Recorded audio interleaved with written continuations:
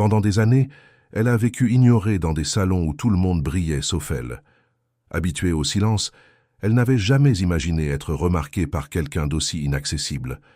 Mais une rencontre inattendue change tout et brise la logique qui guidait sa vie. Ce qui commence comme un accord froid se transforme en quelque chose d'impossible à ignorer. Si vous aimez les histoires d'amour et de romance, regardez jusqu'au bout. Vous ne le regretterez pas. Abonnez-vous à cette chaîne et laissez un commentaire pour nous dire d'où vous écoutez cette belle histoire. Nous continuons.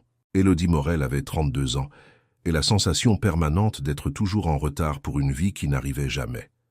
Elle se réveillait chaque matin à 5h30 dans sa petite studette du 11e arrondissement de Paris, où elle partageait le loyer avec sa mère malade, et se rendait au collège public de Montreuil où elle enseignait le français à des adolescents qui la regardaient à peine. Elle revenait en fin d'après-midi, chargée de sacs de courses, montait les 4 étages à pied parce que l'ascenseur était perpétuellement en panne, préparait le dîner, s'occupait des médicaments de Madame Cécile, corrigeait des copies jusqu'à tard et s'endormait avec la certitude que demain serait exactement pareil.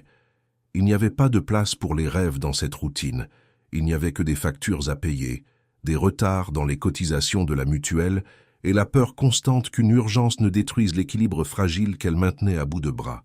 La déchéance de la famille Morel n'avait pas été dramatique, juste lente et inévitable. Le père, qui avait possédé une petite imprimerie dans le quartier du Sentier, était mort en laissant des dettes qu'Élodie avait découvertes trop tard. La mère, professeure retraitée, avait développé un problème cardiaque exigeant un traitement coûteux et continu. Le frère cadet, Thomas, avait tenté d'aider mais avait fini par partir à Lyon pour un meilleur emploi, envoyant ce qu'il pouvait une fois par mois. C'était à Élodie de tout porter. Elle qui avait toujours été l'étudiante sérieuse, la responsable, celle qui renonçait à ses propres envies pour maintenir la famille debout. Peu à peu, elle avait cessé d'être une femme avec ses propres désirs pour devenir simplement quelqu'un qui résolvait des problèmes, qui étirait son salaire, qui souriait de fatigue quand on lui demandait comment elle allait. Personne ne remarquait Élodie dans les lieux qu'elle fréquentait. Elle n'était pas laide, mais elle n'attirait pas l'attention.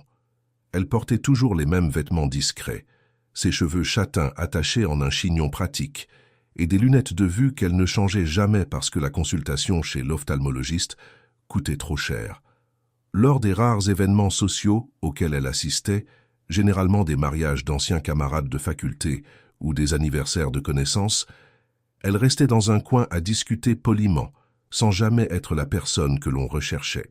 Elle voyait ses amis de jeunesse se marier, avoir des enfants, acheter des appartements, voyager tandis qu'elle restait dans la même studette, avec les mêmes préoccupations, sentant que la vie arrivait aux autres et qu'il ne lui restait que la fonction de témoin silencieux. C'est lors d'une de ces occasions que tout changea de façon si abrupte qu'Élodie mit des jours à croire qu'elle ne rêvait pas. Une ancienne camarade d'université, Julie, l'avait invitée à son mariage dans un domaine à Chantilly.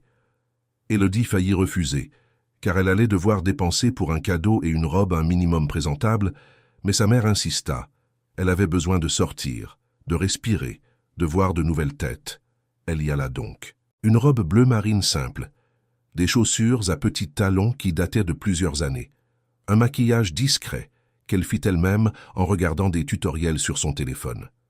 Elle arriva en retard, car le trafic sur le périphérique était infernal, s'assit à une table au fond pendant la cérémonie et passa la réception à observer la décoration exagérée, les invités élégants et le brouhaha des conversations sur les voyages internationaux et les investissements. Elle prenait une coupe de champagne au bar quand elle sentit un regard. Ce n'était pas un regard ordinaire, de ceux qui glissent sur les gens sans vraiment les voir. C'était un regard pesant, direct, qui la força à tourner le visage instinctivement. C'est alors qu'elle vit Raphaël de Saint-Hubert pour la première fois. Il était à quelques mètres, discutant avec un groupe d'hommes en costume, mais il avait les yeux fixés sur elle. Élodie connaissait ce nom, ce visage. Tout le monde à Paris le connaissait. Raphaël de Saint-Hubert était l'héritier et le PDG du groupe Saint-Hubert, un conglomérat contrôlant tout, des entreprises de construction aux cliniques privées. Il apparaissait parfois en couverture des magazines, toujours avec cette expression sérieuse, presque inaccessible. Il avait une quarantaine d'années, était divorcé depuis longtemps et traînait une réputation d'homme froid, contrôlé, implacable en affaires. Les rumeurs disaient qu'il était poli mais distant, qu'il traitait les relations comme des transactions commerciales et que depuis son divorce scandaleux des années plus tôt, personne ne l'avait revu avec quelqu'un en public. Élodie détourna les yeux rapidement, sentant son visage s'échauffer. Ce devait être une erreur. Des hommes comme Raphaël de Saint-Hubert ne regardèrent pas des femmes comme elle. Elle but une gorgée, essaya de se concentrer sur la musique, mais quand elle risqua un nouveau regard, il était toujours là, l'observant avec une intensité qui la déconcerta. Puis, à sa stupéfaction absolue, il s'excusa auprès des autres hommes et commença à marcher vers elle. Le cœur d'Élodie s'emballa. Elle pensa à fuir, à disparaître parmi les invités, mais il était trop tard. Raphaël de Saint-Hubert s'arrêta devant elle, grand, impeccable dans son costume gris anthracite, et lui tendit la main. « Raphaël de Saint-Hubert, vous êtes une amie de la mariée ?» La voix était grave, contrôlée, courtoise. Élodie serra sa main, sentant la sienne trembler légèrement. « Élodie Morel. Oui, nous avons étudié ensemble à la Sorbonne. Et vous ? Famille du marié. Nous sommes cousins éloignés. » Il y eut un silence. Élodie s'attendait à ce qu'il s'excuse et retourne vers son groupe d'hommes d'affaires, mais Raphaël resta là, la regardant comme s'il évaluait quelque chose que lui seul pouvait voir. « Vous n'avez pas l'air à votre aise ici, » dit-il finalement. Élodie esquissa un sourire gêné. « C'est si évident que ça. C'est seulement pour ceux qui prêtent attention. » Elle ne sut quoi répondre. Ils restèrent là dans un silence étrange, jusqu'à ce que la musique change et que les invités commencent à se diriger vers la piste de danse. « Voulez-vous sortir d'ici » demanda soudain Raphaël. « Il y a un jardin à l'arrière, plus calme. » Élodie aurait dû dire non. Elle aurait dû inventer une excuse et retourner à la sécurité de la foule. Mais il y avait quelque chose dans la façon dont il la regardait, comme s'il la voyait réellement, qui la fit acquiescer. Ils marchèrent côte à côte jusqu'au jardin du domaine, où quelques tables étaient disposées, sous une pergola illuminée par des guirlandes ambrées.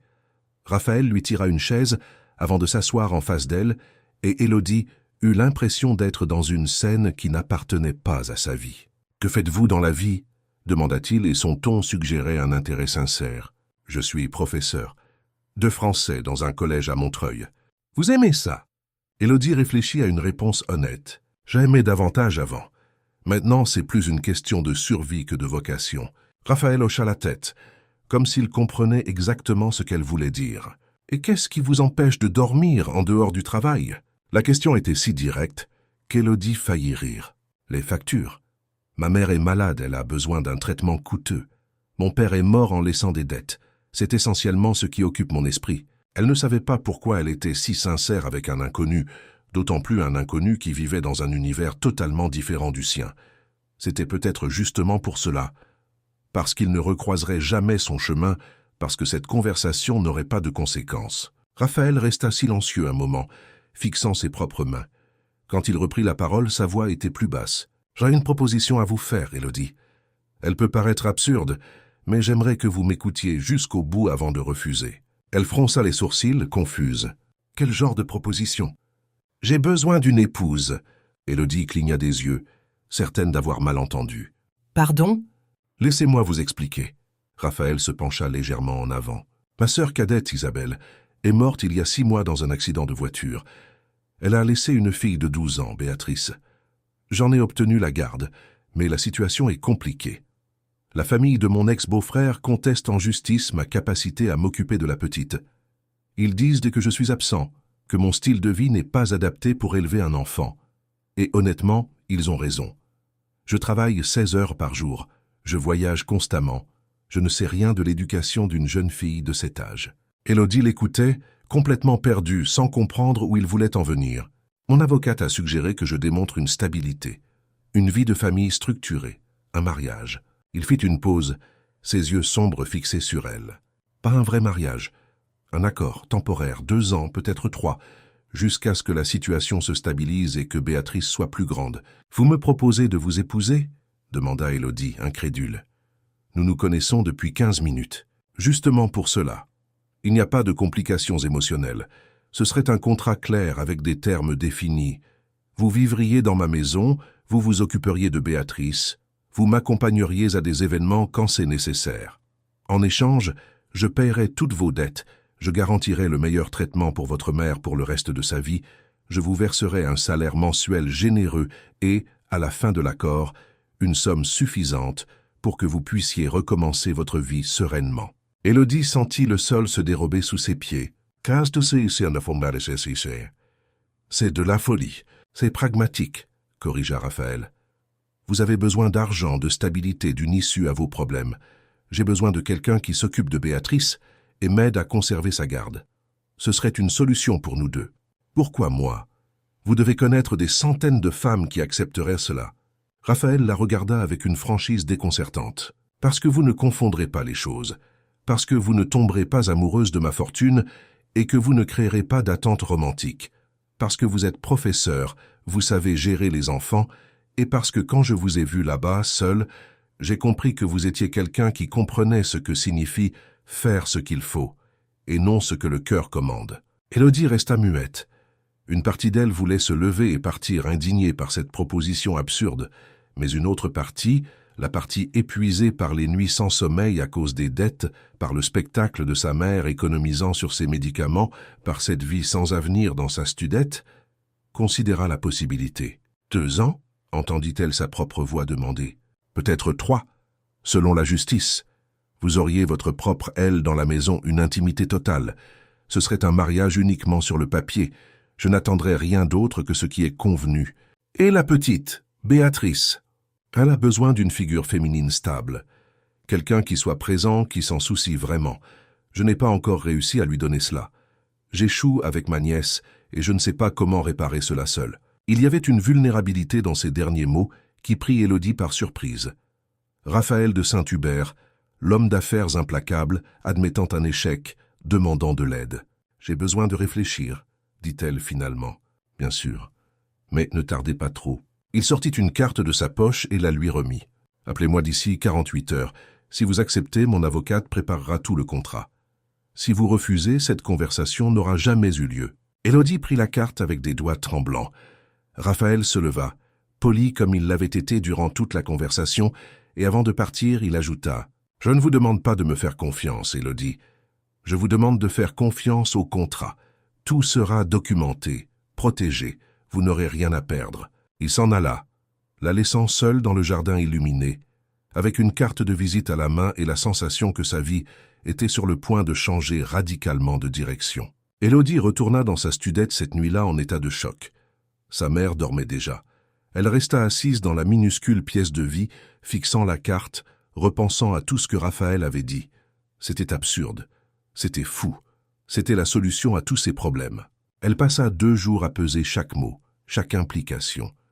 Elle fit des recherches sur Raphaël de Saint-Hubert, sur la mort de sa sœur, sur sa nièce. Tout concordait. Il était bien celui qu'il prétendait être. La proposition était réelle. Le matin du 2e jour, les mains moites, Élodie composa le numéro sur la carte. Il décrocha à la 3e sonnerie. « Raphaël de Saint-Hubert. » C'est Élodie.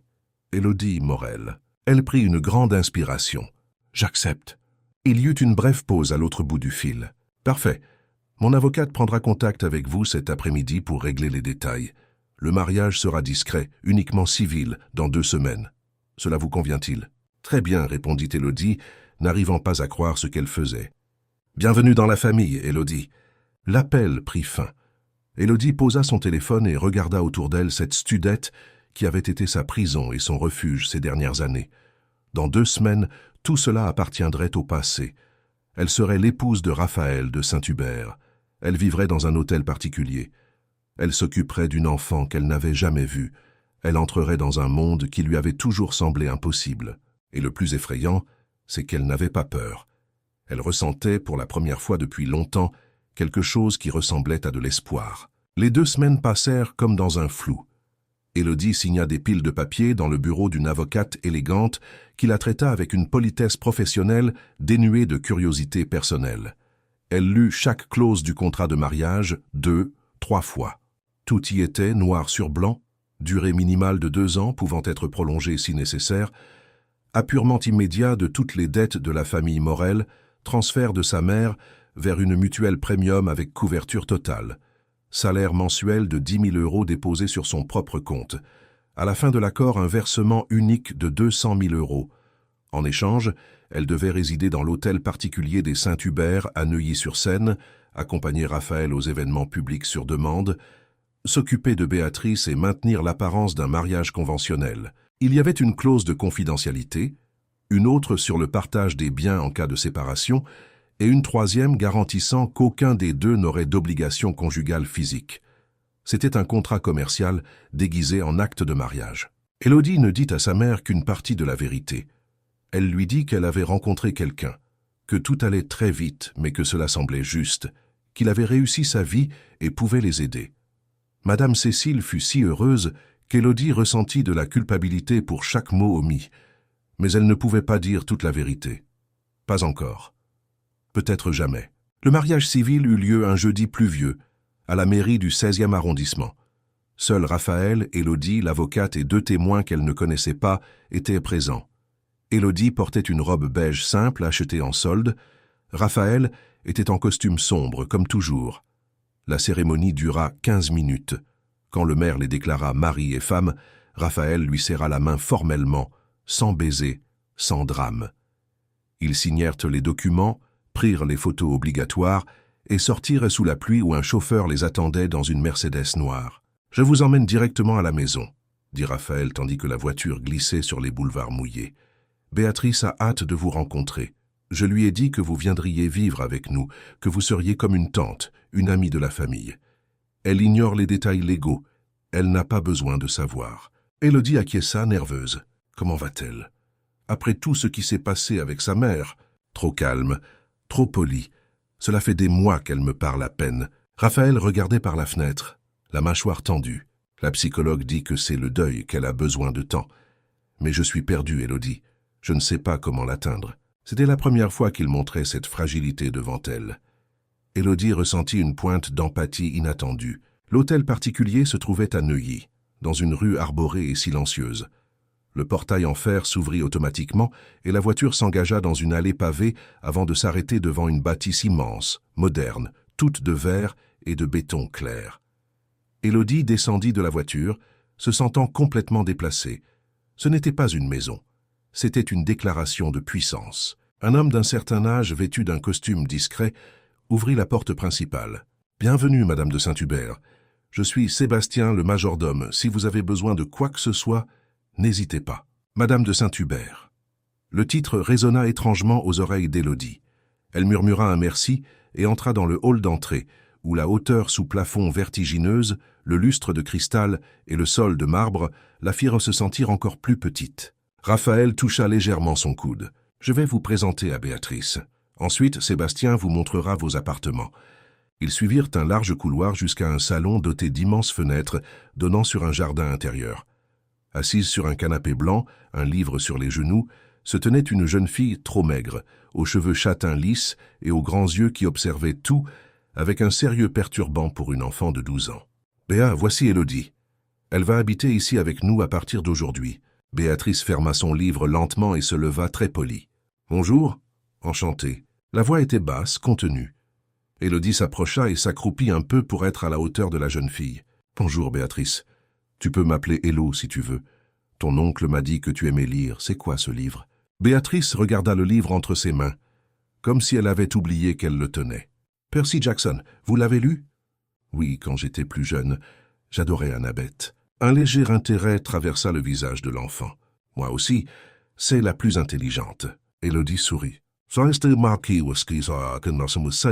C'est certain. » Raphaël observait l'interaction avec une expression qu'Élodie ne parvint pas à déchiffrer. Après quelques minutes, il s'excusa, disant qu'il avait des appels à passer, et demanda à Sébastien de montrer à Élodie ses quartiers. « Que turbe par ici, madame ?» Ils montèrent un escalier de marbre jusqu'au premier étage. Sébastien ouvrit une double porte, et Élodie entra dans un espace qui était plus grand que toute la studette où elle vivait auparavant. Il y avait une chambre immense, avec un lit king-size, un dressing de la taille d'un salon, une salle de bain complète avec baignoire balnéo, un balcon privé avec vue sur le jardin, et même un petit bureau attenant. « Vos vêtements ont déjà été transférés ici, » l'informa Sébastien. « Si vous avez besoin de quoi que ce soit, il y a un interphone sur le mur. La chambre de Monsieur de Saint-Hubert se trouve dans l'aile opposée, reliée à son bureau. Vous aurez une intimité totale. » Quand Sébastien sortit, Élodie s'assit sur le bord du lit et regarda autour d'elle, incrédule. C'était réel. Elle l'avait vraiment fait. Épouser un inconnu, intégrer une vie qui n'était pas la sienne, accepter de jouer un rôle qu'elle ne savait même pas si elle pourrait assumer. Pendant les premiers jours, Élodie se déplaça dans la maison comme une intruse. Elle se réveillait tôt par habitude, mais n'avait plus de cours à donner. Elle descendait pour le petit déjeuner où Béatrice mangeait en silence tout en lisant et Raphaël était déjà parti travailler. Elle passait ses matinées à explorer la maison, à faire connaissance avec le personnel, à essayer de comprendre la routine. Elle déjeunait seule, car Béatrice mangeait au collège. L'après-midi, quand la jeune fille rentrait, Élodie essayait de lier conversation, proposait son aide pour les devoirs, suggérait des activités. Béatrice était polie, répondait quand on l'interrogeait, mais maintenait une distance respectueuse qui montrait clairement qu'elle ne faisait pas encore confiance à cette étrangère qui avait envahi sa vie. Raphaël rentrait tard, généralement après le dîner. Il demandait comment s'était passée la journée, si Élodie avait besoin de quelque chose, si Béatrice allait bien. Les conversations étaient brèves, fonctionnelles. Il dormait dans son aile, elle dans la sienne. C'était comme cohabiter avec un hôte formel. La deuxième semaine, lors du petit déjeuner, Béatrice mentionna qu'elle avait un contrôle de mathématiques et qu'elle avait des difficultés avec les équations. « Je peux t'aider » proposa Élodie. C'était ma matière préférée à l'école. Béatrice hésita mais finit par accepter. Elles passèrent l'après-midi ensemble dans le bureau d'études, Élodie expliquant chaque étape avec patience, Béatrice absorbant tout avec cette concentration intense qui semblait être sa marque de fabrique. Quand elle comprit enfin le concept, un petit sourire presque imperceptible toucha ses lèvres. « Merci, Élo. Tu expliques mieux que ma prof. » C'était la première fois que Béatrice l'appelait Élo, sans qu'Élodie ne le demande. C'était aussi la première fois qu'Élodie sentait que peut-être, juste peut-être, elle pourrait faire fonctionner tout cela. Les semaines devinrent des mois. La routine prit forme. Élodie se réveillait, prenait son petit déjeuner avec Béatrice, l'emmenait parfois à l'école, revenait et organisait sa propre vie. Elle se remit à lire, ce qu'elle n'avait pas fait depuis des années. Elle explora les jardins de la demeure, découvrit qu'il y avait une petite bibliothèque au 2e étage, commença à fréquenter la salle de sport privée au sous-sol. L'après-midi, quand Béatrice rentrait, elle faisait les devoirs ensemble, parlait de livres, de films, de rien en particulier. Peu à peu, l'enfant s'ouvrit. Elle parla de l'école, de ses amis, du fait que sa mère lui manquait mais qu'elle n'aimait en parler à personne. « Tu peux m'en parler » dit Élodie un après-midi, alors qu'elle buvait un chocolat chaud dans la cuisine. « Tu n'as pas besoin de tout garder à l'intérieur. » Béatrice la regarda avec ses yeux trop grands. « Tu ne vas pas partir? Genre d'un coup sans prévenir ?» Le cœur d'Élodie se serra. « Je ne partirai pas, Béa, je te le promets. » C'était une promesse compliquée, car le contrat avait une échéance, mais à ce moment-là, Élodie sentit qu'elle dirait n'importe quoi pour effacer cette expression de peur sur le visage de la petite. Raphaël observait ces changements de loin. Il remarquait que Béatrice était plus bavarde, qu'elle riait parfois pendant le dîner, alors qu'auparavant, il n'y avait que du silence. Il remarquait que la maison semblait plus vivante, plus chaleureuse, moins comme un mausolée élégant et plus comme un foyer. Et il remarquait Élodie, toujours discrète mais présente, s'occupant de Béatrice avec un dévouement qui allait bien au-delà de ce que le contrat exigeait. Un soir, il rentra plus tôt que d'habitude, et les trouva toutes les deux dans le salon télé, regardant une comédie romantique idiote. Béatrice était allongée sur le canapé, la tête sur les genoux d'Élodie, qui jouait distraitement avec les cheveux de la petite, pendant qu'elle riait d'une scène ridicule. Ils restèrent ainsi quelques minutes, tout à fait à l'aise, sans remarquer sa présence. Raphaël sentit quelque chose d'étrange remuer dans sa poitrine, quelque chose qui ressemblait à de la gratitude, mais aussi un peu à de l'envie, pas de l'envie pour la scène elle-même, mais pour la facilité avec laquelle Élodie avait réussi à s'approcher de Béatrice, alors que lui, son propre oncle, restait perdu. « Tonton Rafa !» Béatrice le vit et se redressa rapidement. « Tu es rentré tôt. J'ai fini plus tôt aujourd'hui. » Il entra dans la pièce. « Je peux regarder avec vous ?» Béatrice parut surprise, mais fit signe que oui. Raphaël s'assit dans le fauteuil à côté, et ils restèrent là dans une proximité domestique à laquelle aucun d'eux n'était habitué. Pendant les publicités, Béatrice alla chercher du pop-corn et Élodie et Raphaël se retrouvèrent seuls pour la première fois depuis des semaines. « Elle a changé, dit-il à voix basse. « Grâce à vous. » Élodie haussa les épaules. Elle avait juste besoin de quelqu'un qui ait du temps. Vous travaillez trop. Je sais. Mais je ne peux pas changer cela pour l'instant. Les affaires, je comprends. Et Élodie comprenait vraiment. Elle ne jugeait pas. Elle constatait simplement un fait. Raphaël l'observa avec attention. Vous vous adaptez bien? Mieux que je ne l'imaginais. Avez-vous besoin de quelque chose? Voulez-vous rénover une pièce, changer la déco, embaucher plus de personnel? Élodie faillit rire. Raphaël, j'ai grandi en partageant une chambre avec ma mère dans une studette. Avoir une salle de bain rien qu'à moi est déjà un luxe suffisant. Je n'ai besoin de rien. Il parut déconcerté par cette réponse, comme s'il ne savait pas comment gérer quelqu'un qui n'exigeait rien de lui en dehors de ce qui était convenu. Béatrice revint avec le pop-corn et le moment passa. Ils continuèrent à regarder le film tous les trois ensemble, dans un salon qui, pour la première fois depuis la mort d'Isabelle, semblait de nouveau habité. Cette nuit-là, quand Élodie alla se coucher, elle pensa à quel point sa vie avait changé. Elle pensa à sa mère qui était maintenant dans une clinique de premier plan, suivant un traitement qui coûtait une fortune et réagissant bien. Elle pensa à Béatrice, qui s'autorisait peu à peu à redevenir une enfant. Elle pensa à Raphaël, cet homme mystérieux qui l'avait tirée d'une vie sans perspective pour la placer au cœur d'un accord qui ressemblait de moins en moins à un contrat et de plus en plus à une vie commune réelle. Elle se sentait trop bien. Elle commençait à aimer cette routine, cet endroit, ces gens. Et cela, Élodie le savait, était dangereux, parce qu'à un moment donné, cela devrait s'arrêter. À un moment donné, l'accord expirerait et elle devrait retourner dans le monde réel. Mais cette nuit-là, allongée dans un lit absurdement confortable, dans une maison qui ressemblait encore à un rêve, Élodie se laissa aller à prétendre que cela pourrait durer éternellement. Le premier événement social arriva 3 mois après le mariage. Raphaël l'avait prévenu 1 semaine à l'avance. Un dîner de bienfaisance au musée d'Orsay, présence obligatoire. Les yeux de tout le beau monde parisien seraient fixés sur eux. Élodie sentit son estomac se nouer. C'était une chose de vivre dans la bulle protégée de Neuilly, c'en était une autre d'affronter ce monde de gens qui allaient la juger, spéculer, essayer de découvrir qui était cette femme mystérieuse qui avait épousé Raphaël de Saint-Hubert. « Je dois acheter une robe, dit-elle, essayant de calculer mentalement le prix de quelque chose d'approprié. Raphaël ne leva même pas les yeux de son ordinateur. « Je m'en suis occupé. Une styliste personnelle viendra demain avec des options. Choisissez ce que vous voulez. » Le lendemain, une femme élégante nommée Florence arriva avec 3 valises immenses remplies de robes de créateurs. Élodie les essaya les unes après les autres, se trouvant ridicule, jusqu'à ce qu'elle enfile un modèle bleu nuit, en soie, ajusté mais élégant, qui transformait sa silhouette simple en quelque chose de surprenamment sophistiqué. « Parfait !» approuva Florence. Avec les cheveux en chignon bas, des boucles d'oreilles discrètes et un maquillage neutre, vous serez impeccable. Élodie regarda son propre reflet et se reconnut à peine.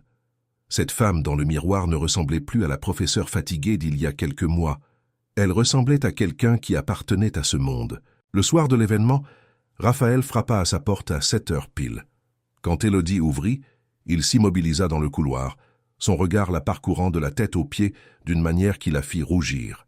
« Vous êtes magnifique, dit-il. » Et il y avait une sincérité dans sa voix qui la prit au dépourvu. « Merci.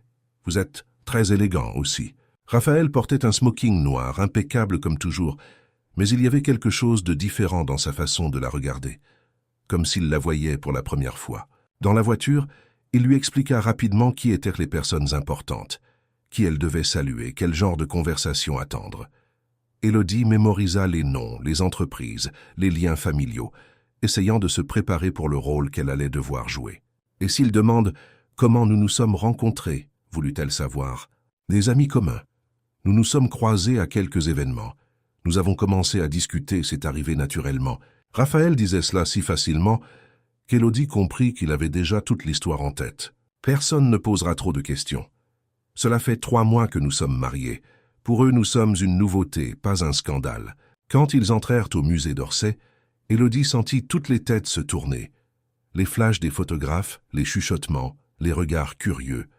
Raphaël posa sa main au bas de son dos, un geste possessif et protecteur qui parut si naturel que personne n'aurait soupçonné qu'il était répété. « Respire », murmura-t-il près de son oreille. « Tu t'en sors parfaitement. » Les heures suivantes furent un flou de présentations, de sourires polis et de conversations superficielles. Élodie rencontra des entrepreneurs, des mondains, des politiciens, tous désireux d'en savoir plus sur la nouvelle Madame de Saint-Hubert. Elle répondit avec l'histoire apprise, resta proche de Raphaël, joua le rôle de la jeune mariée avec une précision qui la surprit elle-même. Pendant le dîner, assise à côté de lui à une table de 10 personnes, Élodie sentit la main de Raphaël trouver la sienne sous la nappe. Ce fut un contact rapide, presque imperceptible, mais le geste l'apaisa. Il était là.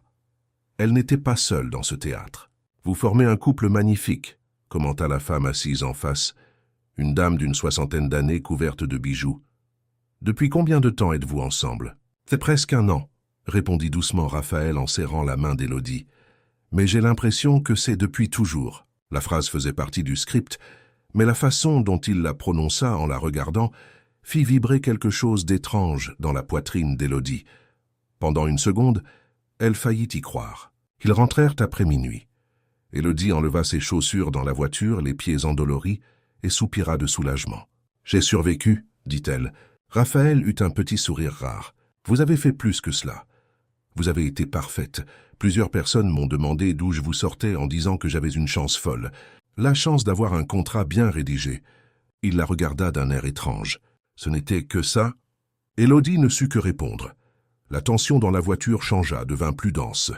Quand ils arrivèrent et montèrent ensemble l'escalier, Élodie sentit chaque pas, chaque respiration, chaque centimètre de distance entre eux, comme s'il était chargé de quelque chose qui ne devrait pas être là. Devant la porte de sa chambre, Raphaël s'arrêta. « Élodie ?»« Oui ?» Il hésita comme s'il allait dire quelque chose d'important. Puis il murmura simplement « Bonne nuit » et se dirigea vers son aile. Élodie entra dans sa chambre, le cœur battant à tout rompre sans trop comprendre pourquoi. Les événements devinrent plus fréquents. Dîner, vernissage, gala. À chaque fois, Élodie se sentait plus à l'aise dans son rôle. À chaque fois, la main de Raphaël dans la sienne semblait moins répétée et plus naturelle. À chaque fois, leur regard durait un peu plus longtemps. À la maison, la dynamique changeait aussi. Raphaël commença à rentrer plus tôt certains soirs. Il dînait avec elle, discutait avec Béatrice de l'école, de ses lectures. La jeune fille, qui parlait à peine à son oncle auparavant, l'incluait maintenant dans les conversations, lui demandait son avis, riait de ses blagues un peu guindées. La présence d'Élodie avait créé un pont entre eux, et peu à peu, Raphaël apprenait à le traverser. Un soir, Béatrice demanda à regarder un film d'horreur autorisé pour son âge. Élodie pensa que c'était une bonne idée. Raphaël, qui venait de rentrer, se joignit à elle. Le film était plus effrayant que prévu. Béatrice cria à plusieurs reprises, s'agrippant au bras d'Élodie. Même Raphaël rit de quelques sursauts. Quand ce fut fini, Béatrice admit qu'elle avait peur de dormir seule. « Tu veux que je reste avec toi jusqu'à ce que tu t'endormes ?» proposa Élodie. « Tu peux ?»« Bien sûr !» Raphaël les regarda monter ensemble. Béatrice collait à Élodie comme s'il s'agissait de la personne la plus sûre au monde. Et peut-être qu'elle l'était, pensa-t-il. Élodie avait apporté une sécurité à cette maison dont il ignorait qu'elle manquait. Il resta seul dans le salon avec un verre de whisky, pensif. Il pensait à la facilité déconcertante avec laquelle tout s'était passé. Comment Élodie s'était parfaitement intégrée à leur vie. Comment Béatrice l'aimait. Comment la maison ressemblait plus à un foyer. Comment lui-même attendait les moments où il rentrerait et où elle serait là, avec ce sourire discret, lui demandant comment s'était passée sa journée. Ce n'était pas ce qui était prévu. Cela ne devait pas être si facile, si naturel, si dangereux. Car Raphaël savait ce qui se passait. Il s'habituait. Il commençait à vouloir que tout cela soit réel. Et il ne pouvait pas le permettre. Parce qu'Élodie avait une vie qui l'attendait de l'autre côté de ces 2 années. Parce que c'était un contrat, pas un vrai mariage. Parce que s'il laissait cela devenir quelque chose de plus, quelqu'un finirait par souffrir. Probablement elle, probablement Béatrice, probablement tout le monde. Quand Élodie redescendit presque 1 heure plus tard, elle trouva Raphaël toujours au salon. « Elle dort ?» demanda-t-il. « Comme une souche. » Élodie s'assit sur le canapé en face de lui, pieds nus, les cheveux lâchés, vêtue d'une tenue confortable qui la faisait paraître si différente de la femme impeccable des galas. Plus réelle, plus elle-même. Merci d'être resté pour le film. Elle a adoré.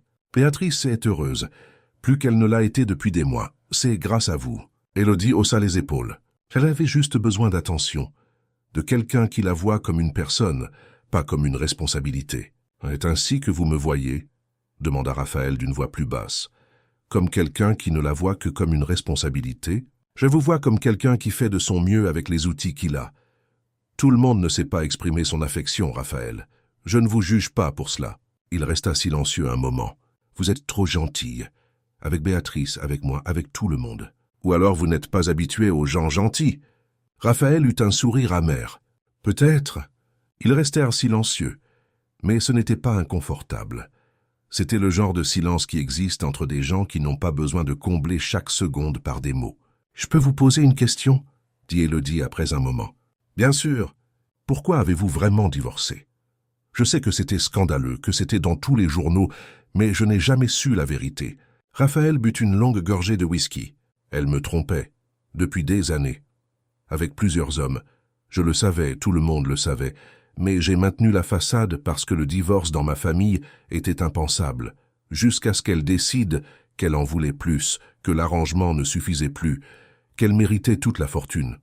Elle a essayé de me chanter avec des preuves fabriquées de choses que je n'avais jamais faites. C'est là que tout s'est arrêté. Élodie ne s'attendait pas à tant d'honnêteté. « Je suis désolé. Ne le soyez pas. Ce fut libérateur au bout du compte. Mais cela m'a appris que des accords clairs valent mieux que des sentiments confus. » La phrase resta suspendue entre eux, chargée de sens. « C'est pour cela que vous avez fait ce contrat avec moi, dit Élodie. Ce n'était pas une question. Oui, sans marge de malentendu, sans fausses attentes, tout est clair dès le début. Ça marche. Pour vous, je veux dire, comme vous l'aviez imaginé. » Raphaël la regarda vraiment, et Élodie vit quelque chose dans ses yeux qui la fit frissonner. « Non, dit-il finalement, ça ne marche pas. » Avant qu'Élodie ne puisse demander ce qu'il voulait dire, Raphaël se leva. « Il est tard, bonne nuit, Élodie. » Il sortit, la laissant seule avec le cœur battant et 1000 questions sans réponse. Les jours suivants, Raphaël se montra distant. Il recommença à rentrer tard, à dîner dans son bureau, à s'enfermer dans des réunions infinies. Élodie sentit le changement et ne comprit pas pourquoi. Avait-elle fait quelque chose de mal? Franchi une ligne invisible? Béatrice le remarqua aussi. « Tonton Rapha est bizarre, » commenta-t-elle au déjeuner. « Je le vois à peine. Il doit avoir beaucoup de travail, » tenta de justifier Élodie, mais elle ne se convainquit pas elle-même. Une semaine plus tard, Raphaël annonça qu'il devait partir à Bruxelles pour des réunions avec des politiciens et qu'il reviendrait dans 4 jours. Il partit sans vraiment dire au revoir, juste un signe de la main pressée avant de monter en voiture. Élodie était perturbée. Quelque chose avait changé entre eux lors de cette conversation dans le salon, mais elle ne savait pas quoi. Et son absence, qu'elle ne remarquait même pas auparavant, pesait maintenant comme une présence négative. Elle commençait à ressentir des choses qu'elle ne devrait pas ressentir. Elle commençait à vouloir des choses qui ne faisaient pas partie de l'accord. Et cela, Élodie le savait, était le début d'un très gros problème. Élodie se réveilla le 4e jour de l'absence de Raphaël avec une sensation étrange. Le manque. C'était ce qu'elle ressentait. Le manque de quelqu'un avec qui elle avait un contrat commercial, quelqu'un qui avait acheté sa compagnie pour 2 ans. C'était ridicule, c'était dangereux, c'était inévitable. Elle descendit pour le petit déjeuner en essayant de masquer son humeur, mais Béatrice la connaissait trop bien. « Il te manque à toi aussi, » dit la jeune fille. Ce n'était pas une question. Élodie ne put nier. « À toi aussi. Il me manque toujours quand il voyage. Mais maintenant, c'est différent. Avant, c'était juste la peur d'être seule. Maintenant, c'est parce que la maison est vide sans lui. » Elles restèrent en silence, mangeant leurs tartines, jusqu'à ce que Béatrice demande tout bas. « Tu l'aimes bien, tonton Rapha, n'est-ce pas? Je veux dire, tu l'aimes vraiment. » Élodie sentit son visage s'échauffer. « Béa, c'est pas grave. J'aimerais que tu l'aimes. Il a besoin de quelqu'un qui l'aime. Tout le monde ne veut que des choses de lui. De l'argent, des faveurs, du prestige. Personne ne se soucie de qui il est vraiment. Mais toi, tu t'en soucies. Je le vois. » Les mots de l'enfant touchèrent Élodie en plein cœur. Béatrice avait raison. Elle s'en souciait. À un moment donné, ces derniers mois, elle avait cessé de voir Raphaël comme l'homme d'affaires froid du contrat pour voir l'homme solitaire derrière le masque. L'homme qui travaillait jusqu'à l'épuisement parce qu'il ne savait pas faire autrement. L'homme qui aimait sa nièce mais ne savait pas comment le montrer. L'homme qui avait construit des murs si hauts autour de son cœur qu'il ne savait plus lui-même comment les abattre. Cet après-midi-là, Élodie fit quelque chose qu'elle n'avait jamais fait. Elle entra dans le bureau de Raphaël, L'ambiance était masculine, minimaliste, remplie de livres d'économie et de management. Mais il y avait aussi, sur une étagère discrète, des photos encadrées. Lui enfant avec ses parents, lui jeune avec Isabelle, sa sœur décédée, lui tenant Béatrice bébé. Élodie toucha le cadre de la photo avec Isabelle. Elle se ressemblait énormément. Les mêmes yeux sombres, le même sourire. Cela devait faire mal de voir Béatrice chaque jour et de se souvenir de celle qu'il avait perdue, Madame de Saint-Hubert. Élodie se retourna, surprise. Sébastien était sur le pas de la porte. « Désolé, je voulais juste… » « Vous n'avez pas à vous excuser, c'est votre maison. » Le majordome entra et prit une enveloppe dans l'un des tiroirs. « Monsieur a appelé. Il a demandé que je vous remette ceci. » Élodie prit l'enveloppe où son propre nom était écrit à la main. À l'intérieur, un mot court d'une écriture ferme. « Élodie, je dois rester quelques jours de plus. Les réunions se compliquent. Prenez soin de Béatrice et de vous, Raphaël. » C'était si formel, si distant. Élodie ressentit une pointe de frustration. Il fuyait devant elle, devant ce qui grandissait entre eux, devant le risque de ressentir quelque chose de réel. Cette nuit-là, incapable de dormir, Élodie décida de faire quelque chose de productif. Elle descendit à la bibliothèque, prit des livres sur la gestion, l'économie et le management. Si elle devait rester dans cette maison, dans ce monde, elle devait comprendre comment il fonctionnait. Elle devait être plus qu'une épouse décorative. Elle devait avoir sa propre consistance. Elle passa les jours suivants à dévorer les livres. Elle lisait le jour, faisait des recherches sur Internet, regardait des conférences en ligne. Elle commença à prêter plus d'attention aux conversations qu'elle entendait lors des réceptions, aux journaux livrés chaque matin, aux discussions d'affaires qu'elle ignorait auparavant. Quand Raphaël revint enfin, 1 semaine et demie après son départ, il trouva Élodie dans le salon entourée de livres et de notes, étudiant un article sur le marché immobilier. « Vous êtes devenu économiste en mon absence ?» demanda-t-il, sa voix trahissant une fatigue qui allait au-delà du physique. Élodie leva les yeux. Il était différent. Plus mince, des cernes profonds, la barbe de quelques jours. « Vous allez bien ?» Fatigué. Ce furent des jours difficiles. Raphaël posa sa mallette, desserra sa cravate. « Béatrice dort ?»« Depuis 1 heure. Elle sera heureuse que vous soyez rentré. »« Et vous ?» demanda soudain Raphaël en la regardant intensément. « Êtes-vous heureuse ?» Élodie aurait pu mentir, maintenir la distance de sécurité, mais elle était fatiguée de faire semblant. « Oui, je le suis. » Le silence qui suivit était chargé de tout ce qui n'était pas dit. Raphaël fit un pas vers elle, puis s'arrêta, comme luttant contre une impulsion. « Élodie, je… » Il passa une main dans ses cheveux frustrés. « Nous devons parler de ce qui se passe ici. »« Qu'est-ce qui se passe ?»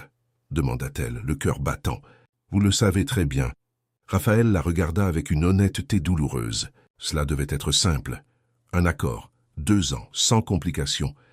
Mais ce n'est pas simple, n'est-ce pas? Élodie se leva, les livres oubliés. Non, ce n'est pas simple.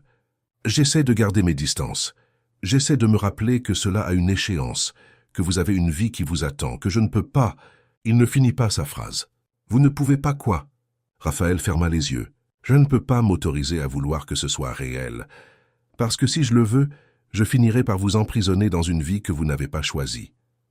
Je vais vous transformer en une obligation de plus, un poids de plus. Et vous méritez mieux que cela. Élodie sentit quelque chose se briser en elle. Et si c'est moi qui choisis? Et si je veux rester non pas à cause du contrat, mais parce que j'en ai envie? Vous ne savez pas ce que vous dites. Vous confondez la gratitude avec les sentiments, le confort avec l'amour. Dans 1 an, quand vous réaliserez que vous êtes piégé dans un mariage que vous n'avez jamais vraiment voulu, vous me haïrez. Vous ne pouvez pas décider de ce que je ressens, rétorqua Élodie, la voix montant d'un ton.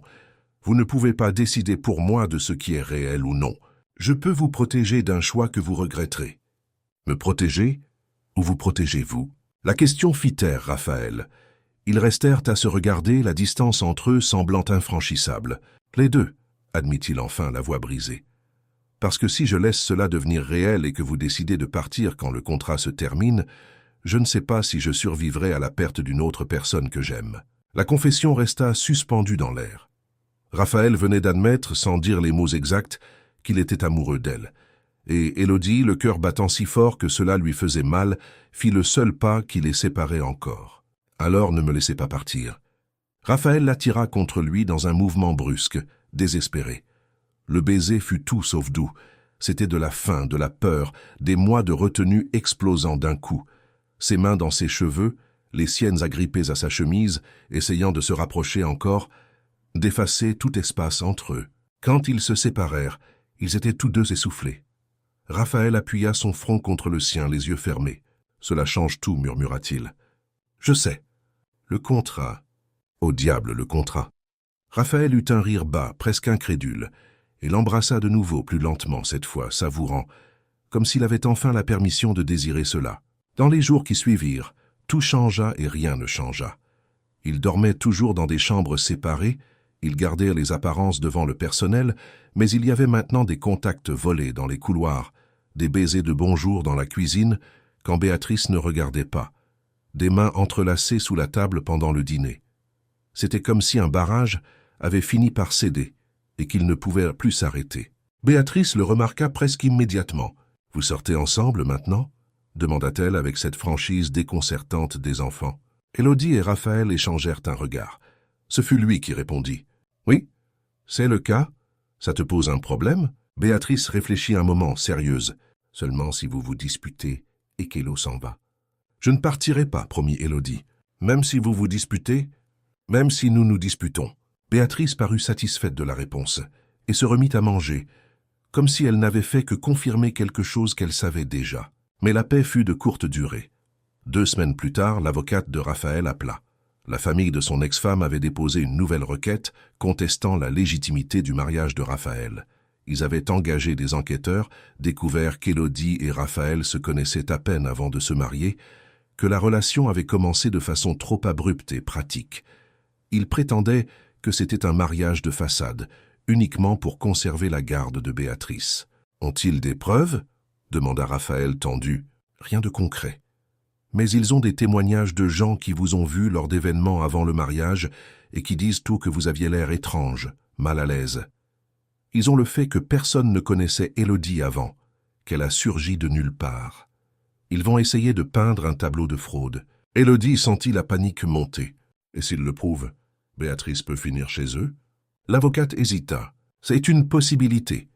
Le juge peut remettre en question l'environnement familial, la stabilité émotionnelle de l'enfant dans une maison construite sur des mensonges. » Raphaël raccrocha et resta immobile devant la fenêtre de son bureau, les mains dans les poches, la mâchoire serrée. « C'est ma faute !» dit Élodie, la voix tremblante. « J'aurais dû être plus convaincante, j'aurais dû... » « Ce n'est pas votre faute. » Raphaël se tourna vers elle. « C'est la mienne. C'est moi qui ai créé cette situation. C'est moi qui vous ai impliqué dans ce plan. Ce n'est plus un plan. Vous savez que ce n'est plus le cas. Mais ça a commencé comme tel. Et maintenant, cela pourrait coûter Béatrice. » Il passa ses mains sur son visage. « Je ne peux pas les laisser me l'enlever. C'est la dernière chose qui me reste d'Isabelle. Si je perds Béatrice... » Élodie alla vers lui, prit son visage entre ses mains. « Vous ne la perdrez pas. Nous allons prouver que c'est réel, parce que c'est réel, Raphaël. Ce qui a commencé comme un accord est devenu la vérité. Ils ne peuvent pas nous enlever ça. Comment allons-nous le prouver? Comment allons-nous convaincre un juge que nous sommes tombés amoureux pour de vrai alors que nous avons nous-mêmes du mal à croire que c'est arrivé? » Élodie n'avait pas de réponse. Elle n'avait qu'une certitude. Elle n'allait pas abandonner. Ni Béatrice, ni Raphaël, ni cette famille étrange et imparfaite qu'ils avaient construite ensemble. Mais à mesure que les jours passaient, et que la date de l'audience approchait, la peur grandissait. La famille de l'ex-femme était puissante. Elle avait des relations, de l'argent, des avocats cruels. Ils commencèrent à répandre des rumeurs dans la société, des insinuations sur Élodie, sur le mariage, sur la capacité de Raphaël à être un bon tuteur. Élodie sentait les regards changer lors des réceptions. Les conversations s'arrêtèrent quand elle s'approchait, les jugements silencieux. Elle se sentait redevenir invisible, mais d'une façon pire. Elle n'était plus visible que comme l'opportuniste qui avait profité d'un homme riche. Un soir, après un dîner particulièrement tendu, où plusieurs personnes l'avaient traitée avec une froideur mal déguisée, Élodie rentra chez elle, anéantie.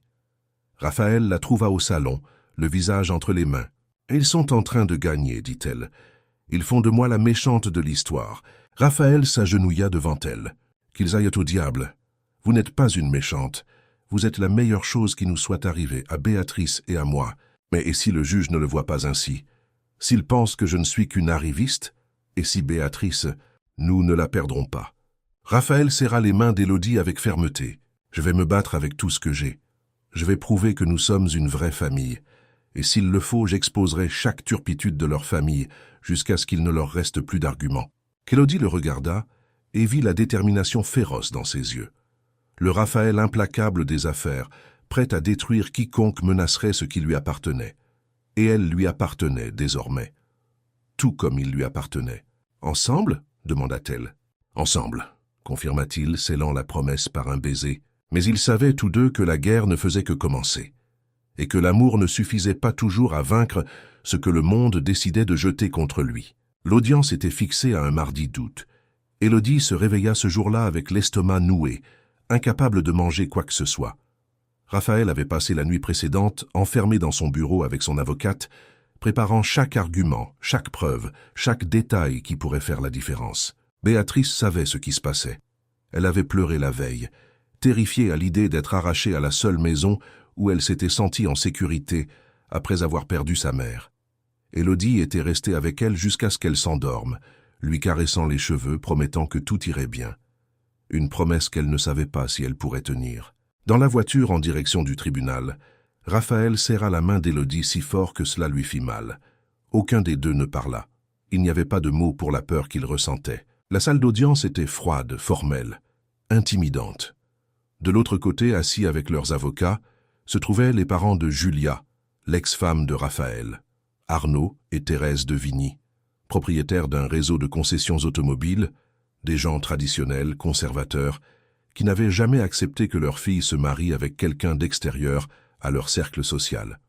À la mort d'Isabelle, ils avaient immédiatement tenté d'obtenir la garde de Béatrice, prétendant que Raphaël n'avait ni les conditions émotionnelles, ni le temps pour s'occuper d'un enfant. La première tentative avait échoué, mais maintenant, avec le mariage suspect de Raphaël, ils avaient de nouvelles munitions. Le juge, un homme d'une soixantaine d'années à l'apparence sévère, ouvrit la séance et commença à écouter les arguments de la famille de Vigny. Leur avocat était agressif, méthodique, cruel. « Monsieur le juge, ce que nous avons ici est un cas clair de fraude. Monsieur de Saint-Hubert, sachant que sa capacité de tuteur était remise en question, a engagé, une épouse. Mademoiselle Élodie Morel, professeure endettée, est apparue de nulle part et en quelques semaines, elle était mariée à l'un des hommes les plus riches de France. Il n'y a pas eu de fréquentation, pas de fiançailles, rien qui caractérise une relation authentique. Ce fut une transaction commerciale déguisée en mariage. » Élodie sentit ses mains devenir moites. L'avocat continua, impitoyable. « Nous avons des témoignages de personnes qui les ont vus lors de réceptions avant le mariage. Tous s'accordent. Ils étaient des étrangers l'un pour l'autre. Ils ne se touchaient pas, ne se regardaient pas, ne montraient aucune affection réelle. Nous avons aussi des enquêtes montrant que mademoiselle Morel a vu toutes ses dettes miraculeusement apurées après le mariage, que sa mère a été transférée dans une clinique de luxe, qu'elle a commencé à recevoir une allocation considérable. Tout cela constitue un paiement pour service rendu, pas un mariage légitime. » Raphaël était tendu à côté d'Élodie, mais n'interrompit pas. La stratégie de leur avocate était de laisser l'autre partie parler en premier, d'épuiser leurs arguments pour ensuite contre-attaquer. L'avocat des de Vigny sortit une dernière carte.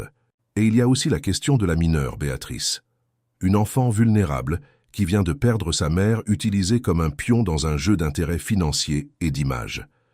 Monsieur et Madame de Vigny offrent un foyer stable, structuré, où Béatrice recevra une attention constante, des valeurs solides, une vraie famille.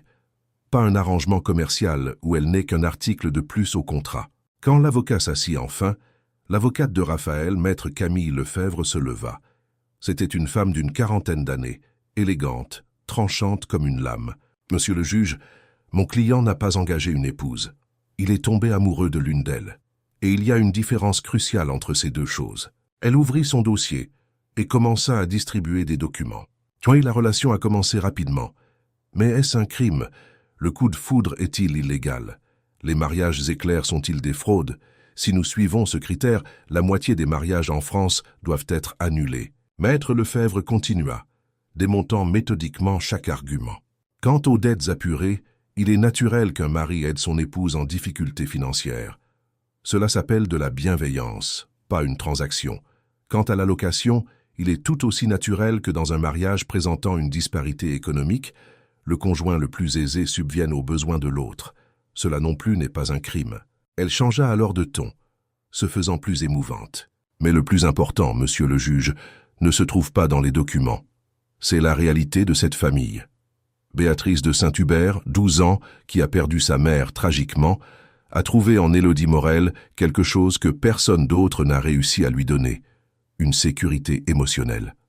La jeune fille, qui était auparavant repliée sur elle-même, silencieuse, effrayée, sourit aujourd'hui, joue, discute. Elle a d'excellentes notes à l'école, des amis, un suivi thérapeutique régulier. Elle vit dans un environnement sain, aimant, structuré. Ce n'est pas une fraude, c'est une famille. Maître Lefebvre se tourna vers les Devigny, et quant à ces personnes qui se disent si préoccupées par le bien-être de leur petite fille, j'aimerais rappeler que durant les premiers mois suivant la mort d'Isabelle, ils n'ont pas rendu visite à Béatrice une seule fois. Ils n'ont pas appelé, n'ont pas envoyé de cadeaux, n'ont offert aucun soutien. Ils ne sont apparus que lorsqu'ils ont vu une opportunité de gagner la garde d'une enfant dotée d'un fonds fiduciaire considérable. Qui exactement utilise Béatrice comme un pion ici? Arnaud Devigny devint rouge de colère, mais ne répondit pas. Le juge posa alors la question que tout le monde redoutait. « J'aimerais entendre la mineure. Béatrice peut-elle s'avancer ?» Élodie sentit la panique l'envahir. Il n'avait pas préparé Béatrice à témoigner. La jeune fille était à la maison pensant qu'elle ne serait pas appelée. « Monsieur le juge, » intervint maître Lefebvre, « la mineure est à l'école. Nous n'avons pas jugé nécessaire de l'amener, compte tenu de l'impact émotionnel qu'une telle audience pourrait avoir. Eh bien, moi, je juge cela nécessaire. Je veux entendre ce que l'enfant a à dire sur l'endroit où elle souhaite vivre. Nous reportons à la semaine prochaine, même heure, et amenez la jeune fille. » La séance fut suspendue. Raphaël et Élodie sortirent du tribunal dans un silence absolu.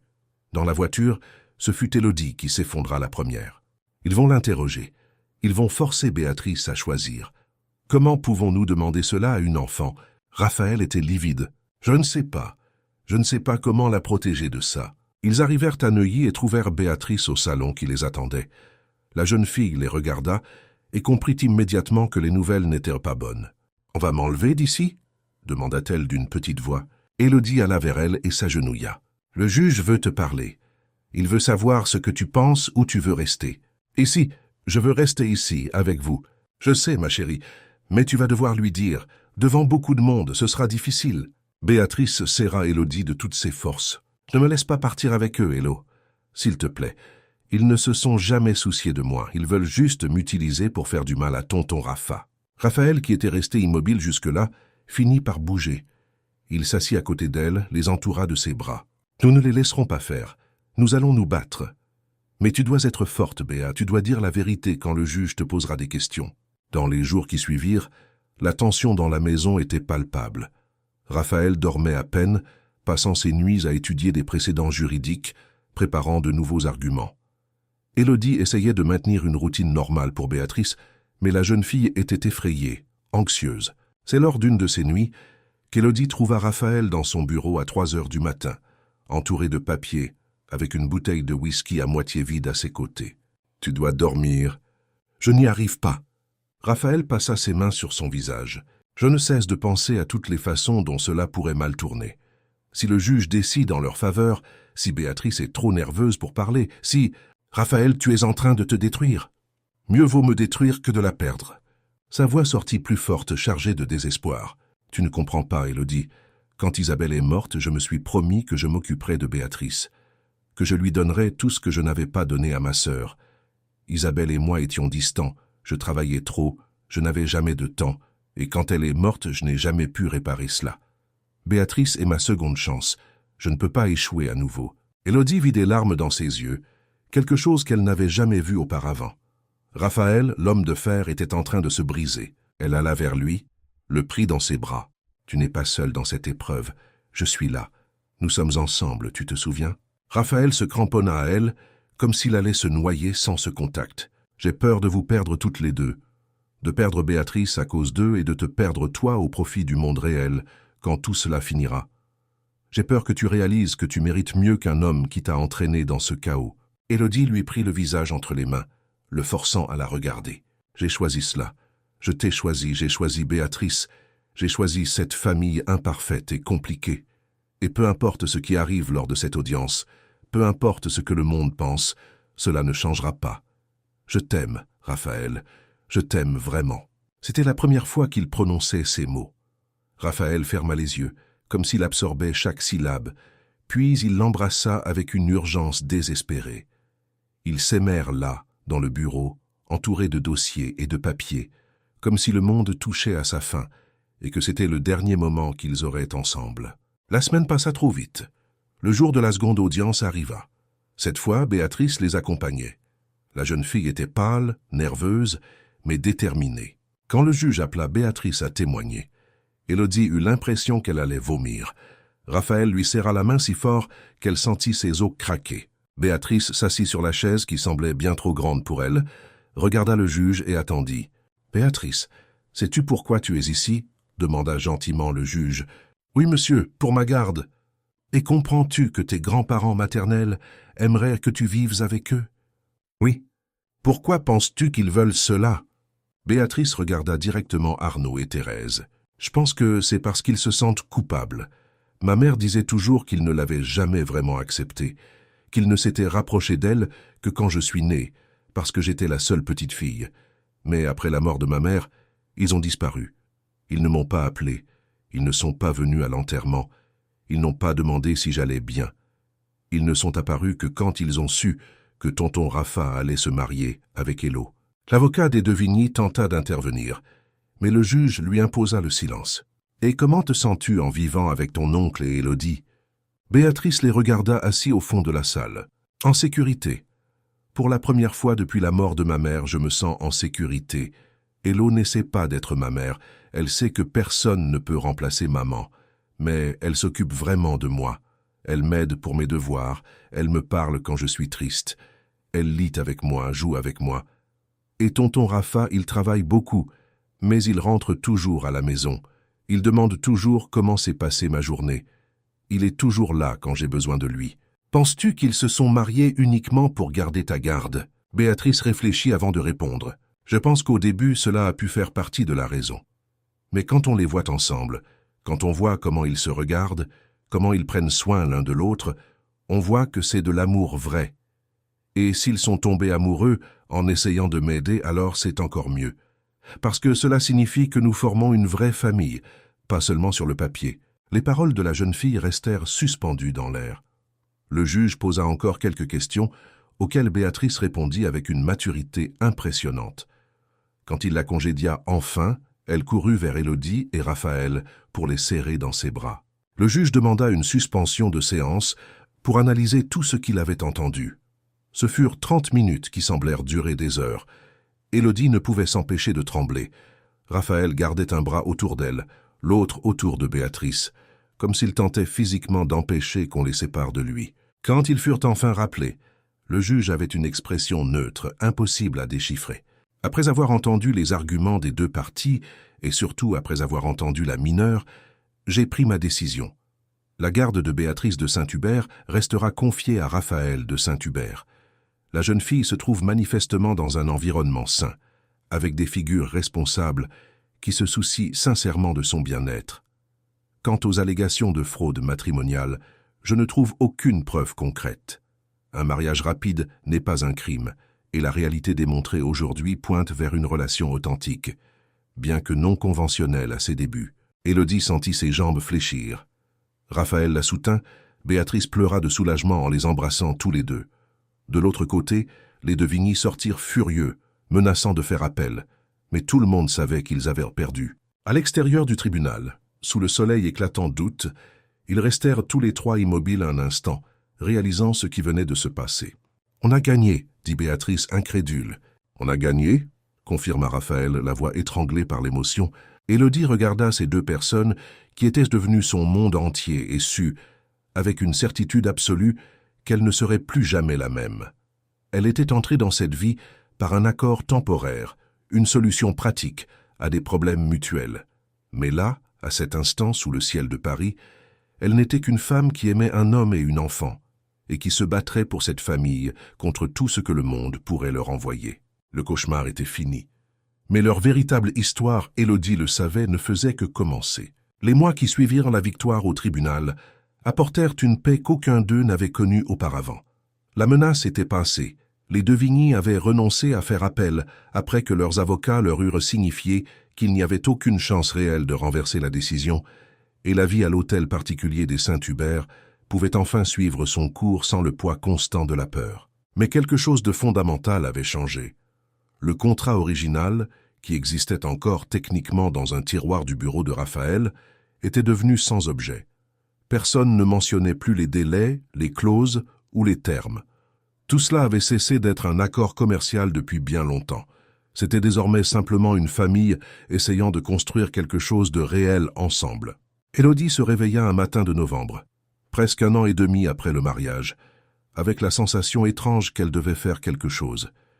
Elle descendit à la cuisine, où elle trouva Béatrice déjà prête pour l'école, mangeant des céréales tout en lisant un nouveau livre. « Bonjour, la marmotte !» plaisanta la jeune fille. « Bonjour, toi. Quelle heure est-il » ? 7h30. Tonton Rafa est déjà parti au bureau, mais il t'a laissé du café prêt. Élodie sourit. Raphaël avait commencé à faire cela, de petits gestes de tendresse qui en disaient plus que 1000 mots. Préparer le café, acheter le chocolat qu'elle aimait, s'assurer que ses fleurs préférées étaient toujours dans le vase du salon. Après avoir déposé Béatrice à l'école, Élodie rentra avec une décision ferme. Elle alla au bureau, prit le contrat qu'elle avait signé 1 an et demi plus tôt, lut chaque page avec attention. Tout cela semblait avoir été écrit pour d'autres personnes, dans une autre vie. L'Élodie qui avait accepté cet accord était désespérée, sans option, prête à vendre des années de sa vie pour une sécurité financière. Mais cette Élodie n'existait plus. Quand Raphaël rentra pour le déjeuner, elle l'attendait au salon avec le contrat à la main. « Nous devons parler de ça », dit-elle en montrant les papiers. Raphaël se tendit immédiatement. « Élodie. »« Calme-toi, écoute-moi. » Elle prit une grande inspiration. Ce contrat avait une durée de 2 ans, pouvant aller jusqu'à 3. Nous arrivons aux 2 ans. Et j'ai besoin de savoir une chose. Veux-tu encore que je reste simplement parce que c'est écrit dans le contrat ou parce que tu le veux vraiment ? Raphaël traversa la pièce vers elle, lui prit le contrat des mains et, sans hésiter, déchira chaque page en 2, puis encore en 2, jusqu'à ce qu'il ne reste que des morceaux de papier éparpillés sur le sol. Ce contrat est mort le jour où je t'ai embrassé. Il est mort le jour où j'ai réalisé que je ne pouvais plus imaginer ma vie sans toi.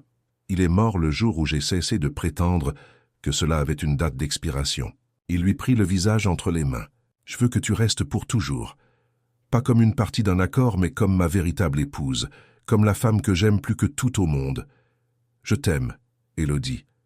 Complètement, désespérément, pour toujours. Élodie sentit les larmes couler. Moi aussi, je t'aime, et je veux rester. Pas par obligation, pas par gratitude, mais parce que je te choisis chaque jour. Le baiser qui suivit scella quelque chose de plus permanent que n'importe quel contrat n'aurait pu le faire. Quand ils se séparèrent, Raphaël avait lui aussi les larmes aux yeux. « Épouse-moi encore » demanda-t-il. « Pour de vrai cette fois. Avec la famille, les amis, Béatrice comme demoiselle d'honneur. Je veux que le monde entier sache que tu es mon choix, pas ma commodité. » Élodie rit à travers ses larmes. « Oui, 1000 fois, oui. » Ils passèrent des semaines à organiser. Ce serait une cérémonie intime, avec seulement les personnes qui comptaient vraiment. La mère d'Élodie, qui s'était complètement rétablie et vivait désormais dans un appartement confortable que Raphaël lui avait acheté. Thomas, son frère, revenu de Lyon pour voir sa sœur heureuse. Quelques amis sincères de part et d'autre, peu nombreux, mais essentiels. Et Béatrice, bien sûr, qui était plus excitée par le mariage que quiconque. « Je peux t'aider à choisir ta robe ?» demanda la jeune fille, les yeux brillants. « Seulement si tu m'aides à choisir la tienne aussi », répondit Élodie. Elles passèrent une après-midi entière dans les ateliers, essayant des robes, riant, créant des souvenirs. Béatrice choisit une robe rose pâle, qui la faisait ressembler à une princesse. Élodie choisit une robe simple mais magnifique, en dentelle blanche, qui la faisait se sentir exactement telle qu'elle était. Une femme qui avait trouvé sa place dans le monde. La cérémonie eut lieu en décembre, dans les jardins de l'hôtel particulier, décorés de fleurs blanches et de lumière douce. Il n'y avait que 50 personnes, mais c'étaient les bonnes. Madame Cécile pleura du début à la fin. Thomas était fier de sa sœur. Les quelques amis sincères de Raphaël, ceux qui le connaissaient vraiment, étaient authentiquement heureux pour lui. Quand Élodie entra dans le jardin, conduite par Sébastien puisque son père n'était plus de ce monde, elle vit Raphaël qui l'attendait sous une arche de fleurs, vêtu d'un smoking noir, et le sourire sur son visage était quelque chose qu'elle garderait à jamais. Béatrice lança des pétales sur le chemin rayonnante. Le célébrant était un ami de la famille qui connaissait toute l'histoire, y compris le contrat original. Il commença la cérémonie par des mots qui firent rire tout le monde. « J'ai rencontré Raphaël il y a 20 ans. Il a toujours été un homme d'affaires, de contrat, de certitude. Alors quand il m'a dit qu'il s'était marié après avoir rencontré quelqu'un depuis seulement quelques semaines, j'ai failli tomber de ma chaise. Mais quand j'ai rencontré Élodie, quand je les ai vus ensemble, j'ai compris que parfois le meilleur accord que nous puissions passer est celui qui brise tous nos plans et nous apprend à vivre vraiment. » Raphaël et Élodie échangèrent des vœux qu'ils avaient écrits eux-mêmes. Ceux de Raphaël vinrent en premier. « Élodie, quand je t'ai rencontré, je pensais conclure un accord intelligent, pratique, sûr. Je ne savais pas que je rencontrais la seule personne capable de m'enseigner ce qu'est l'amour véritable. Tu m'as montré que la sécurité ne vient pas des contrats, mais de la confiance. Que la force ne consiste pas à ne jamais avoir besoin d'aide, mais à savoir la demander. Qu'une maison n'est pas faite de murs, mais des personnes que nous choisissons chaque jour. Tu as transformé ma vie. Tu as guéri Béatrice de manière que je n'aurais jamais pu imaginer, et tu m'as fait croire que je mérite d'être aimé non pour ce que je possède, mais pour qui je suis. Je promets de te choisir chaque jour. Je promets de t'aimer dans les jours faciles comme dans les jours difficiles. Je promets de ne plus jamais avoir peur de ce que je ressens pour toi. Tu es mon foyer, Élodie, et je veux vivre dans ce foyer pour toujours. » Quand vint le tour d'Élodie, sa voix trembla mais ne faillit pas. « Raphaël, tu m'as trouvé quand j'étais invisible, quand j'avais renoncé à être vu, et tu m'as regardé vraiment. Pas pour ce que je pouvais faire pour toi, mais pour ce que j'étais sous toute ma résignation. Tu m'as donné une nouvelle vie, mais plus encore, tu m'as donné la permission d'être entière, d'être forte, d'avoir une opinion, d'occuper de l'espace. Tu m'as appris que nous méritons l'amour même quand nous pensons ne pas être à la hauteur. Avec toi et avec Béatrice, j'ai appris ce qu'est une vraie famille. Pas le sang, pas l'obligation, mais le choix. Chaque jour, je me réveille et je vous choisis, et je continuerai à vous choisir jusqu'au dernier jour de ma vie. Tu es mon havre, Raphaël, et il n'y a aucun endroit au monde où je préférerais être. » Il n'y avait pas un œil sec dans le jardin. Quand le célébrant les déclara enfin mari et femme, Raphaël embrassa Élodie comme si c'était la première fois, comme si c'était la dernière, comme si c'était la seule chose qui importait dans tout l'univers. La fête fut joyeuse, sans prétention, remplie de rires. Béatrice dansa avec Raphaël, puis avec Élodie, puis elle les entraîna tous les deux sur la piste. Madame Cécile discuta longuement avec Sébastien de recettes de cuisine et de la meilleure façon de soigner les orchidées. Thomas fit un discours émouvant sur le fait que sa sœur méritait tout le bonheur du monde. Quand la nuit fut bien avancée et que les invités commencèrent à partir, Raphaël attira Élodie dans un coin tranquille du jardin. « Heureuse ?» demanda-t-il. « Plus que je n'aurais jamais cru possible. »« Moi aussi !» Raphaël l'enlaça, posant son menton sur le sommet de sa tête. « Tu sais ce qui est le plus incroyable? Je n'arrive plus à me souvenir de ce qu'était ma vie avant toi. C'est comme si tu avais toujours été là. Peut-être que je l'étais. J'attendais simplement d'être trouvé. » Ils restèrent là, enlacés sous les étoiles, écoutant la musique douce qui jouait encore jusqu'à ce que Béatrice apparaisse, les cherchant. « Je vais me coucher. Je voulais juste vous dire bonne nuit. » Élodie et Raphaël l'enlacèrent ensemble, formant un cercle parfait. « Bonne nuit, ma fille, » dit Élodie sans réfléchir, puis elle se figea, réalisant ce qu'elle venait de dire. Béatrice la regarda avec des yeux écarquillés, puis regarda Raphaël, puis de nouveau Élodie. « Tu m'as appelée ma fille. » « Désolé, je n'ai pas fait exprès. Enfin, si ça ne te dérange pas. »« Ça ne me dérange pas. » Béatrice sourit, ce beau sourire qui était devenu si fréquent ces derniers mois. « J'ai aimé ça. Tu peux m'appeler comme ça tout le temps. » Quand la jeune fille fut partie dans sa chambre, Élodie et Raphaël se retrouvèrent de nouveau seuls. « Ma fille, » répéta Raphaël, « ça sonne juste. Ça sonne parfaitement bien. » Ils montèrent ensemble dans la chambre qu'ils partageaient désormais, plus dans des ailes séparées, mais dans le même espace, le même monde. Ils s'aimèrent avec l'intensité de ceux qui avaient failli tout perdre et qui connaissaient la valeur de ce qu'ils avaient conquis. Plus tard, allongée dans l'obscurité, Élodie posa une question à laquelle elle pensait depuis des semaines. « Veux-tu avoir des enfants ?»« Nos enfants ?» Raphaël resta silencieux si longtemps qu'elle crut qu'il s'était endormi. Mais il finit par répondre d'une voix basse et honnête. « J'ai peur. Peur d'être un mauvais père, de répéter les erreurs que mon père a commises avec moi, de trop travailler et de rater les moments importants. Mais tu n'es pas ton père, et tu n'es pas seul. Nous sommes ensemble dans cette aventure, tu te souviens? Et si je gâche tout ?» Élodie se tourna vers lui, toucha son visage dans le noir. « Alors tu gâcheras, et tu répareras, et tu essaieras encore. C'est comme ça que ça marche. La perfection n'existe pas, Raphaël. Il n'y a que l'amour, l'effort et le choix d'être présent chaque jour. » Raphaël l'attira plus près de lui. « Alors oui, je le veux. Je veux tout avec toi. Des enfants, des petits-enfants, 50 ans de discussions idiotes sur le film à regarder. Je veux vieillir à tes côtés et me plaindre de mes maux de dos avec toi. Je veux tout. » Élodie rit heureuse. « Alors c'est ce que nous aurons. » Les mois devinrent des années. Béatrice grandit, devint une jeune femme incroyable, réussit son concours pour étudier la psychologie à la Sorbonne, décidée à aider d'autres enfants ayant perdu leurs parents comme elle. Élodie reprit l'enseignement, mais cette fois dans une école privée qu'elle et Raphaël avaient fondée ensemble, axée sur une éducation de qualité pour les enfants de toutes les classes sociales. Raphaël apprit à déléguer, à travailler moins, à être présent. Et 2 ans après leur second mariage naquit Alice, une petite fille aux yeux sombres comme son père et au sourire lumineux comme sa mère. Béatrice tomba complètement amoureuse de sa petite sœur. Elle aidait à s'en occuper, lisait des histoires, chantait des berceuses. La maison qui était autrefois un mausolée silencieux était désormais remplie de voix, de rires, de pleurs de bébés, de désordre et de vie. Un après-midi, Raphaël rentra chez lui et trouva une scène qui le fit s'arrêter sur le pas de la porte.